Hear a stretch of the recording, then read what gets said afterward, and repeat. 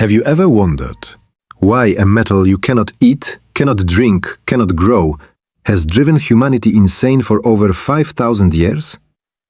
Why kings started wars for it? Why empires collapsed because of it? Why even today gold remains the silent king of global finance? This is not just a story about a metal. This is a story about power, about war, about greed, and about survival. Welcome to the 5,000-year journey of gold. Around 3000 BC. The ancient Egyptians called gold the flesh of the gods. Inside the pyramids, gold was buried alongside pharaohs because they believed it symbolized immortality. The golden mask of Tutankhamun was not just jewelry, it was a declaration of divine power. Why was gold worshipped? It does not rust, it does not corrode, it does not fade. It is rare, but not too rare. Gold was perfection in metal form. In Mesopotamia and later in the Roman Empire, gold became money. The Romans mined gold on an industrial scale.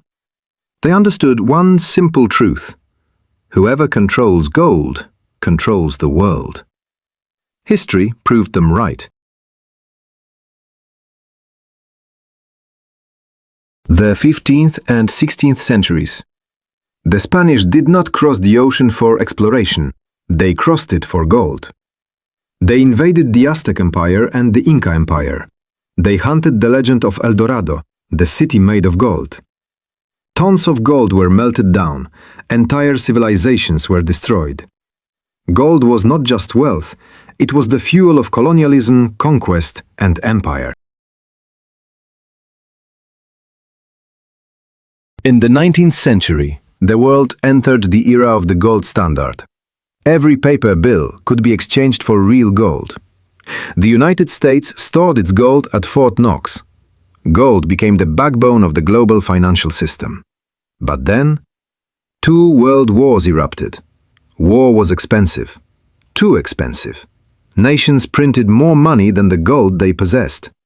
The system began to crack. In 1944, the Bretton Woods Conference reshaped the financial world.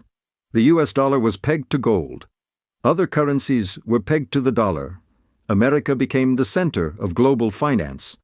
But in 1971, President Richard Nixon made a historic announcement: the United States would no longer exchange dollars for gold. The golden window closed. The era of fiat money began. From that moment on, money was backed by trust. But gold does not require trust. The 2008 financial crisis. Banks collapsed, stock markets crashed, but gold surged. Why? Because when trust collapses, people run toward what cannot be printed. From 2008 onward, central banks quietly increased their gold reserves. Not Bitcoin, not stocks, gold. Today, the world faces inflation, massive government debt, geopolitical instability. Bitcoin is often called digital gold. But gold has advantages. 5,000 years of history. No need for internet, no dependence on any system. When crises hit, history shows capital flows back to gold. If the world enters another cycle of instability, what will gold do? It may reach new all-time highs, become the foundation of national reserves again, serve as the ultimate store of value. But the deeper question is this: for 5,000 years, gold has never gone to zero. Will the next 100 years be any different? A carpenter named James Marshall discovered shiny flakes in a river at Sutter's Mill. Within months, 300,000 people flooded into California. This was the California gold rush. Men abandoned families, ships were deserted in harbors, fortunes were made overnight, most lost everything. Gold created the illusion of instant freedom. But it also created chaos. Years later, the Klondike gold rush repeated the same story.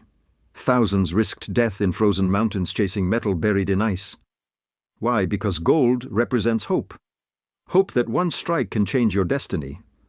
And that psychology has never disappeared. Today, the largest buyers of gold are not retail investors.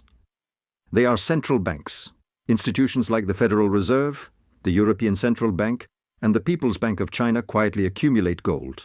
Why? Because gold is neutral. It is not tied to any government. It cannot be sanctioned. It cannot be digitally frozen. In a world of economic warfare and sanctions, gold becomes strategic ammunition when trust between nations weakens. Gold reserves increase silently. History is filled with currencies that died. Weimar Germany, Zimbabwe, countless empires, paper collapses, gold remains. Inflation is not just rising prices, it is the silent erosion of purchasing power. Since the US left the gold standard in 1971, the dollar has lost the majority of its purchasing power. But an ounce of gold, it still buys what it always did. A tailored suit, a high-quality weapon in ancient times, a symbol of status. Gold adjusts, paper decays. In the 21st century, a challenger appeared. Bitcoin. Supporters call it digital gold. Like gold, it is scarce. Like gold, it cannot be printed freely. But there are differences. Gold, tangible, physical. Accepted for 5,000 years. Bitcoin. Digital requires electricity exists for just over a decade. The debate is not about which is better. The real question is, when the system fails, which survives without infrastructure? History favors gold. Technology favors Bitcoin. The future may favor both. During major wars, nations secretly move gold across borders. Why? Because gold is financial survival. During global conflicts, currencies fluctuate wildly. Stock markets freeze. But gold trades. In extreme scenarios, gold becomes portable sovereignty. If a country collapses, gold rebuilds it. If a currency dies, gold replaces it. Gold is not just financial. It is psychological. Its color resembles the sun, it reflects light like no other metal, it triggers status perception. Across cultures, weddings, royal crowns, religious temples. Gold symbolizes permanence. Human beings are wired to value what endures. And gold endures.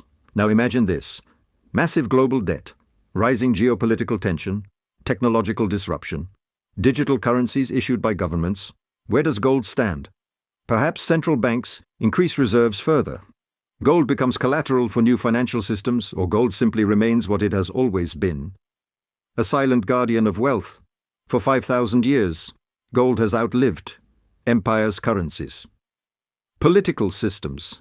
It has survived kings, dictators, revolutions, and financial collapses. The question is not whether gold will survive. The question is whether modern systems will.